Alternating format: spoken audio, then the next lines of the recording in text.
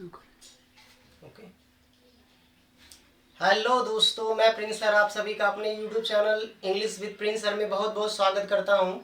आपको आज मैं जो है अपने यूट्यूब के चैनल पे फर्स्ट वीडियोस जो है इंग्लिश की बेसिक इंग्लिश की जो है जानकारी दूंगा, जिसकी शुरुआत हम सबसे पहले जो है बिल्कुल एकदम बेसिक नॉलेज से करेंगे, जिसमें हमारा सबसे फर्स्ट टॉपिक जो रहेगा वो रहेगा सेंटेंस। हमने अपने सेशन का नाम रखा है जब भी आएंगे कुछ बेहतर बताएंगे। तो आप जो है इंग्लिश ग्रामर को बेहतर तरीके से अगर जानना चाहते हैं, उसको सीखना चाहते हैं, तो आपसे मैं निवेदन करना चाहूँगा कि आप मेरे चैनल को ज़्यादा से ज़्यादा लाइक करिए, शेयर करिए, सब्सक्राइब करिए।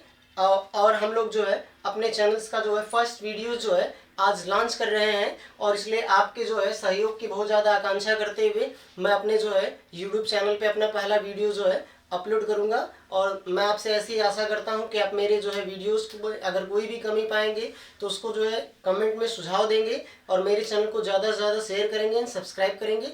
Thank you. और हम अपना सेशन जो है स्टार्ट कर रहे हैं। हमारे सेशन का नाम है जब भी आएंगे कुछ बेहतर बताएंगे। चलिए हम अपने जो है पहले टॉपिक की तरफ चलते हैं, और हम आपको बताना चाहेंगे कि हमारा जो सब्जेक्ट है वो सब्जेक्ट है इंग्लिश।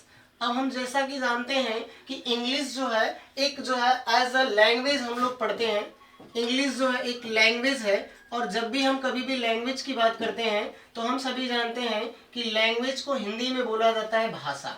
अब सबसे पहले हमें ये जान लेने की आवश्यकता होती है कि ये भाषा क्या है। जैसा कि आप जानते हैं कि मनुष्य जो है धरती का सबसे जो है बुद्धिमान और समझदार जीव माना जाता है, और वह जो है अपनी बातों को, जैसे पशु पक्षी हैं तो हर पशु पक्षियों की भी एक भाषा होती है, लेकिन वह भाषा जो है हमारे समझ से परे होती है। लेकिन मनुष्य की जो भाषा होती है वह अन्य पशु पक्षियों की अपेक्षा जो है एक जो है प्रमाणित होती है, उसमें एक संकेत होता है, और वही संकेत जो है हमें चीजों को क्या करता है, एक्सप्रेस करने के लिए जो है एक माध्यम देता है। तो सबसे पहले अगर हम बात करेंगे इंग्लिश की, तो इंग्लिश एक लैंग्वेज है, और ये जो है ये जनरली जो है इंग्लिश जो है एक ग्लोबल लैंग्वेज के तौर पे यूज की जाती है। तो लैंग्वेज क्या होता है सबसे पहले इसके बारे में हम जानेंगे। तो आप सभी को पता होना चाहिए कि लैंग्वेज मीन्स जो है means of communication. Language is a means of communication. By this we express ourselves and we understand others person.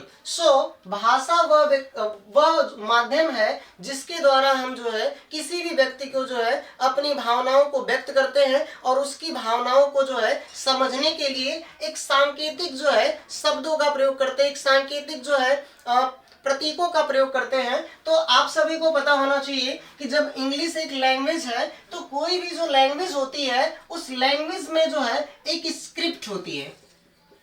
उस लैंग्वेज की क्या होती है, एक स्क्रिप्ट होती है। स्क्रिप्ट का मतलब होता है लिपि। स्क्रिप्ट मीन्स क्या होता है, लिपि होता है। लिपि का मतलब क्या है कि जो भाषा जो है किस जो है प्रतीकों के रूप में लिखी जाती है, वो प्रतीक के जो संकेत होते हैं वही उसके क्या होते हैं, लिपि होते हैं। और आपको पता होना चाहिए कि जो ये इंग्लिश लैंग्वेज है इसकी स्क्रिप्ट जो है वो क्या है, रोमन स्क्रिप्ट है। इस रोमन स्क्रिप्ट में इंग्लिश लैंग्वेज जो है वह लिखी जाती है। जब भी कभी आप स्क्रिप्ट यूज करते हैं तो स्क्रिप्ट हमने जान लिया कि इंग्लिश की जो स्क्रिप्ट है ये रोमन स्क्रिप्ट है। इसके बाद अगर हम आगे बात करेंगे तो किसी भी भाषा में जो है एक प्रतीक बनते हैं, और वही प्रतीक जो है वह जो है अलग अलग जो है जगहों पर प्रयोग होकर के अलग अलग जो है लेटर्स या अल्फाबेट्स के साथ आकर के वह क्या करते हैं, एक शब्द का निर्माण कर लेते हैं। तो जो हमारा जो नेक्स्ट जो है टॉपिक होगा उस टॉपिक का नाम होगा अल्फाबेट। उस टॉपिक का नाम क्या होगा, अल्फाबेट। आप सबको पता होना चाहिए कि अल्फाबेट को हम हिंदी में बोलते हैं वर्णमाला। अल्फाबेट को हिंदी में क्या बोलते हैं, वर्णमाला। तो इंग्लिश लैंग्वेज में जो है 26 जो है वो लेटर्स होते हैं, और इन्हीं लेटर्स के जो है व्यवस्थित क्रम को जो एक अरेंजमेंट सिस्टम होता है वही अरेंजमेंट सिस्टम क्या कहलाता है, अल्फाबेट कहलाता है। मेरे प्यारे दोस्तों, अब मैं आपको बताना चाहूंगा, यहाँ पे बहुत ज्यादा आपको जो है कंफ्यूजन होता है कि जो अल्फाबेट होते हैं 26 होते हैं, और जो लेटर्स होते हैं ये भी 26 होते हैं, तो कैसे हम इसमें डिफरेंस कर पाएंगे। तो इसके डिफरेंसेस को जानने के लिए आपको सबसे पहले जानना होगा, जैसे आपने ये तो बहुत ही बेसिक चीज है, आप सभी जानते हैं कि इंग्लिश लैंग्वेज में जो है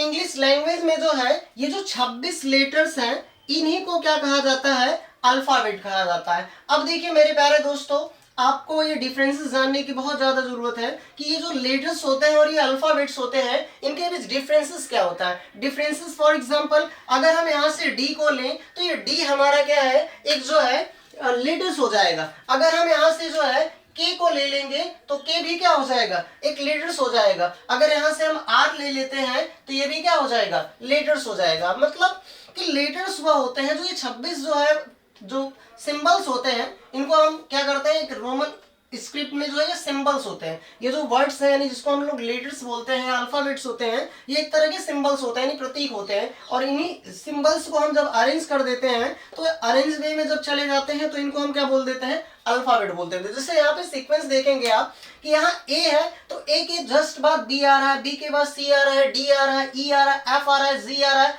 एच आ रहा है, आई आ रहा है, जे आ रहा है, के आ रहा है, फिर एल आ रहा है, फिर हम आ जाते हैं M N O P Q R S T U V W X Y Z. तो इनका जो अरेंजमेंट है वो 1 बाय 1 हो रहा है, यानी ए के बाद आप जस्ट क्या बोल दे रहे हैं, बी बोल दे रहे हैं, फिर इसके बाद सी, यानी ए से लेके जेड तक जो इसका सीक्वेंस ऐसे बन रहा है ये क्या होगा, एक सिस्टमैटिक वे में जब जाएगा प्रॉपरली। जैसे एफ के बाद जी आ रहा है, इसके बाद ए के बाद बी आ रहा है, वाई के बाद जेड आ रहा है, तो इनका जो प्रॉपर अरेंजमेंट है ये प्रॉपर अरेंजमेंट क्या कहलाएगा, अल्फाबेट कहलाएगा। और अगर हम क्या करेंगे, किसी भी लेटर्स को निकाल लेंगे, फॉर एग्जांपल हम यहाँ से एस निकाल रहे हैं तो ये एस क्या हो गया, लेटर हो गया।